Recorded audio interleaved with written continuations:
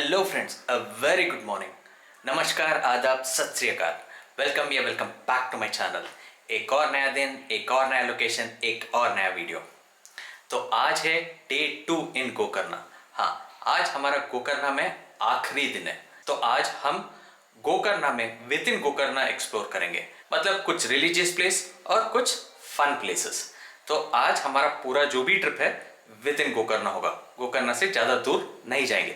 वैसे तो गोकर्णा के आजू बाजू विद इन 100 किलोमीटर्स ऐसे बहुत सारे चीज़ें जहां हम जा सकते हैं, टाइम पास कर सकते हैं, पर आज हम with in Gokarna he explore करेंगे। तो अभी सुबह का 6 बज रहा है, जल्दी जल्दी रेडी होना है। जिस बिल्डिंग में मैं ठहरा हूँ या जिस होटल में ठहरा हूँ, ये जैसे कि कह रहा था एक काइंड ऑफ होम स्टे है। तो यहाँ सुबह मुझे यहाँ का ओनर को कॉल करना पड़ता है सो दैट वो गर्म पानी ला के देते हैं नहाने के लिए। मानता हूँ यहाँ गर्मी ज़्यादा है, बट अर्ली मॉर्निंग है, थोड़ा बहुत तो ठंड लगता है। तो जैसे ही वो गर्म पानी ला के देंगे, मुझे नहाना है और यहाँ से निकलना है मंदिर को। और मंदिर एज यूजुअली गोकर्णा मंदिर में भी मैं शर्ट या इवन पैंट भी नहीं पहन सकता, यहाँ धोती पहन के जाना पड़ता है। तो जितने जल्दी हो सके फटाफट रेडी हो जाएंगे और मंदिर के लिए निकल पड़ेंगे। ये है सुबह सुबह का सीन।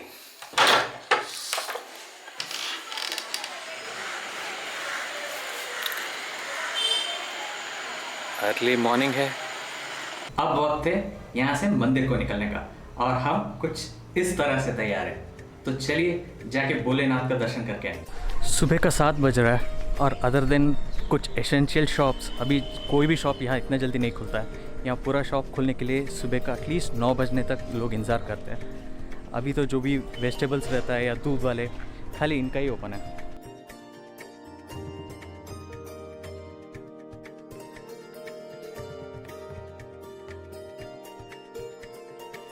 मंदिर जिस रूम में मैं ठहरा हूँ वहाँ से 200 या 300 मीटर्स का डिस्टेंस पे है, तो बहुत ही नज़दीक है।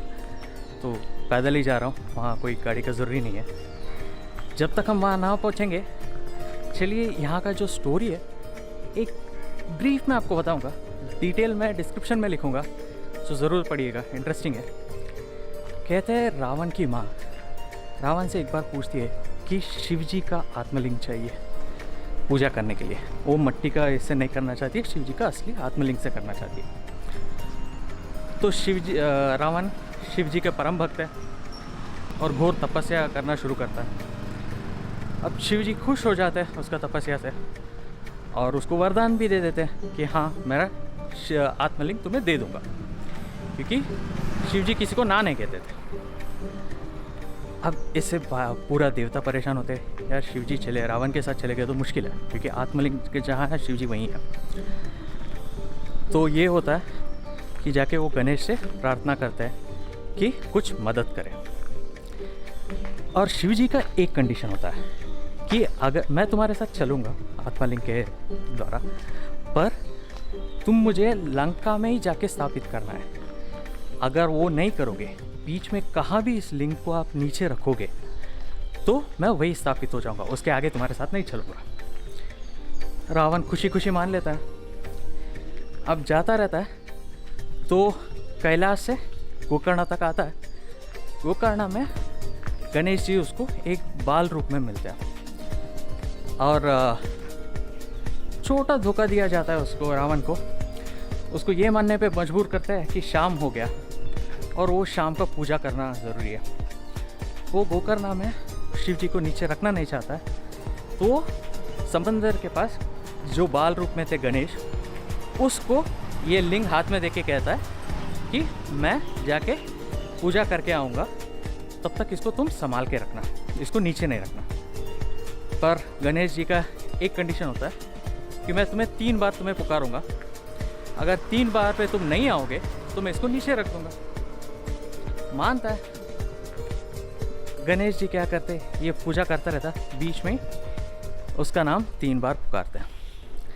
जब तक रावण वहाँ पहुँचता है, गणेश जी उस शिव जी का लिंग को वहाँ नीचे स्थापित कर देते हैं। तो उसी वजह से गोकर्णा में शिव जी का आत्मलिंग है, ये कहते हैं। जैसे कि कह रहा था, सुबह सुबह कोई भी दुकान ओपन नहीं होता। सुबह का 7 बज रहा है और हर दुकान बंद है। यहाँ 9 साढ़े 9 से पहले कोई भी दुकान ओपन नहीं करता है। और रात को 7-8 बजे तक most of the shop except hotel सब बंद हो जाता है।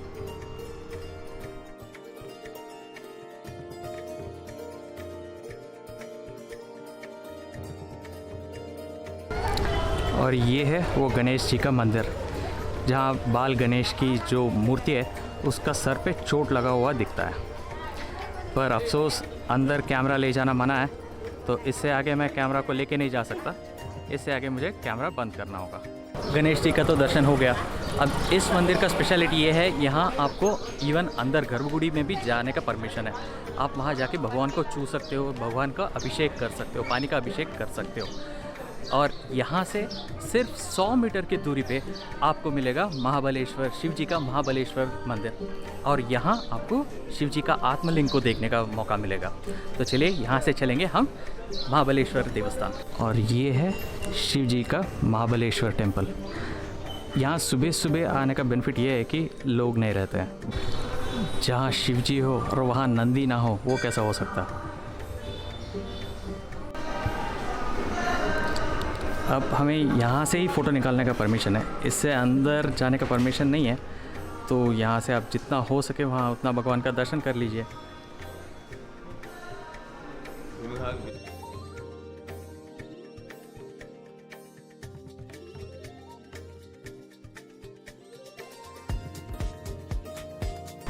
शिव जी का इतना दिव्य दर्शन के बाद अब वक्त है यहाँ से ओम बीच जाने का। यहाँ का one of the famous spot, जहाँ गोकर्ण आए, शिव जी के दर्शन और ओम बीच ना जाए तो क्या किए।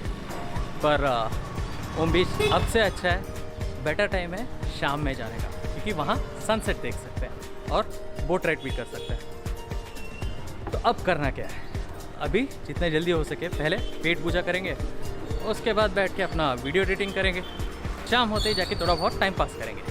तो चलिए आप पहले कहीं ब्रेकफास्ट कर लेते हैं।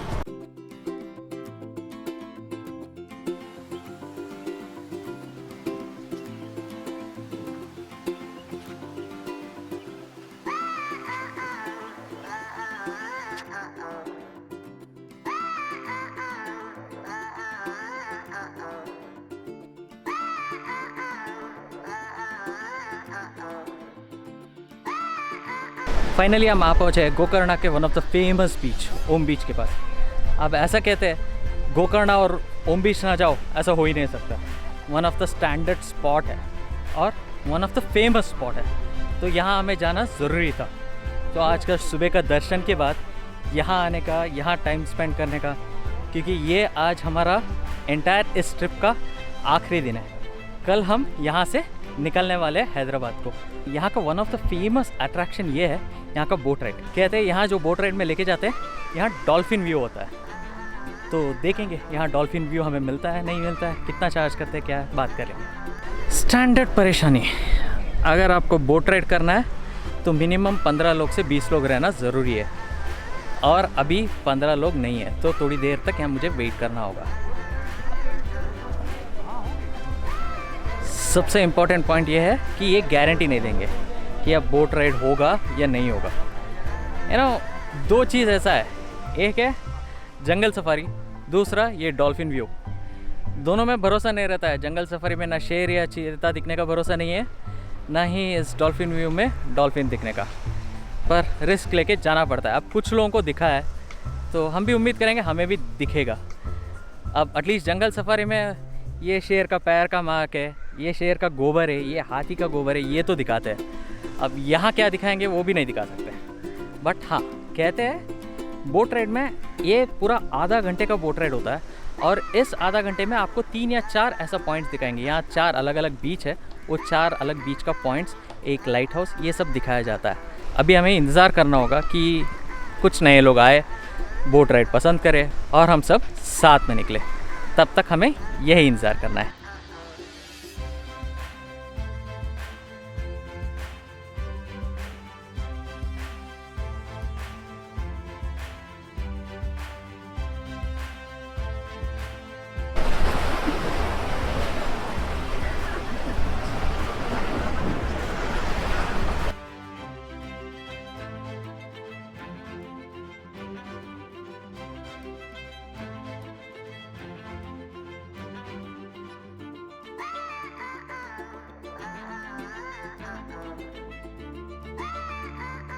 कुछ गुड न्यूज़, आई थिंक जितने लोग चाहिए थे उतने जमा हो गए, तो हम बोट राइड के लिए निकल रहे हैं।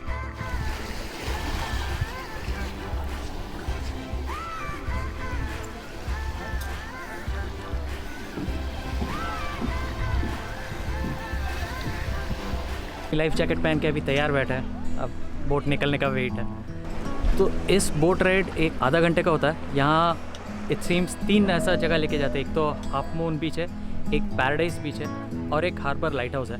ये 3 बोट से दिखाते हैं और नसीब रहे तो डॉल्फिन भी दिख जाएगा। कहते हैं यहाँ आजू बाजू डॉल्फिन है, यहाँ है, गोवा में है, तो अगर नसीब है तो दिख सकता है, नहीं है बोल नहीं सकता।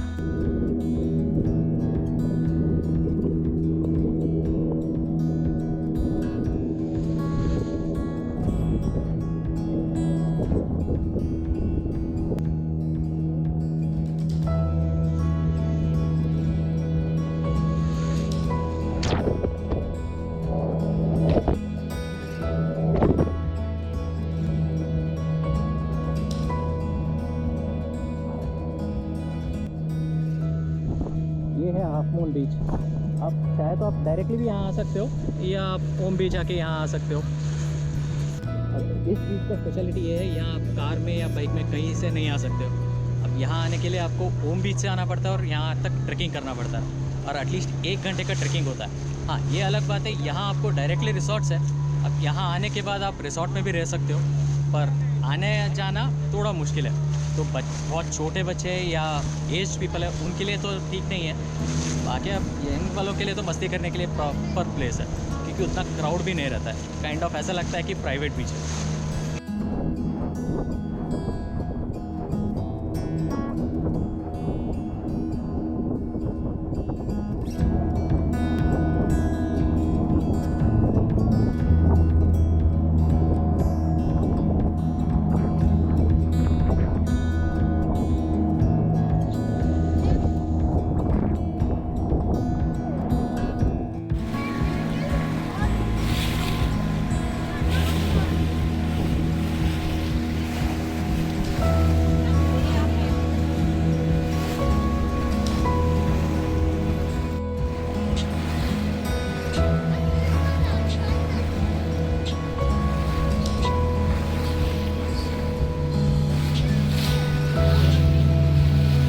और ये है पैराडाइज बीच।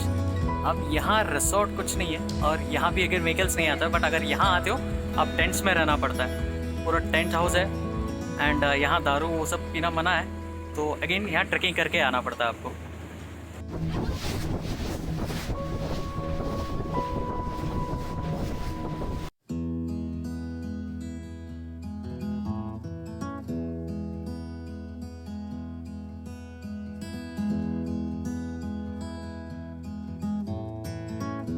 अब आपको सामने जो दिख रहा है वो संगम का जगह है। वहाँ अविनाशनी नदी और यहाँ का समुंदर मिलता है, तो इसको संगम कहते हैं। और उस पहाड़ के उस तरफ पूरा नदी है और इस तरफ समुंदर।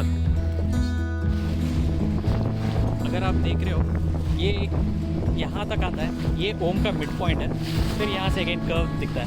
तो इट्स लाइक ए 3, एक छोटा। यूजुअली अगर आप इसको ड्रोन शॉट लोगे तो ऊपर से आपको क्लियरली पता चलेगा ओम के जैसा दिखता है। ये था ओम बीच का बोट राइड।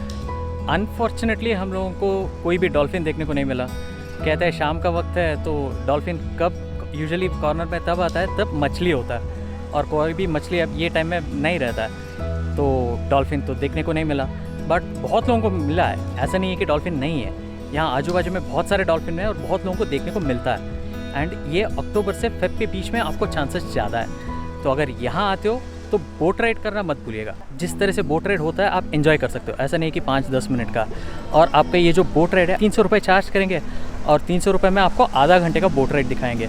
तो every bit of it is worth it. Last थोड़े दिन में मुझे इतना तो समझ में आ गया, पानी और भूख का बहुत गहरा रिश्ता है। समंदर के पास आओ भूख लगना शुरू होता है, नदी के पास जाओ भूख लगना शुरू होता है, बारिश आए भूख लगना शुरू होता है। समंदर के पास हो और ज़रूरत से ज़्यादा भूख लग रहा है। और ओम बीच को आके नमस्ते केफ नहीं गए तो क्या किया? जिस तरह गोकर्णा को आके आप शिवजी का मंदिर नहीं गए तो कितना बड़ा पाप है, कहते हो उसी तरह यहाँ आके ओम बीच को आके नमस्ते केफ नहीं गए तो उतना ही बड़ा पाप है। अब ये कितना सच है, ये ज़रूरत से ज़्यादा हाइप है या नहीं है, अब वहाँ जाके ही पता चलेगा। टेस्ट उसी तरह है या यहाँ और कोई होटल नहीं है इसीलिए सब यही होटल को प्रेफर करते हैं, अभी हमें पता चलेगा। तो अब जिस तरह से आपको दिख रहा है कि सनसेट हो रहा है, तो हम यहाँ से अभी यहाँ जो पीछे है वो नमस्ते केफ जाएंगे और कुछ गर्मा गर्म स्नैक्स खाएंगे।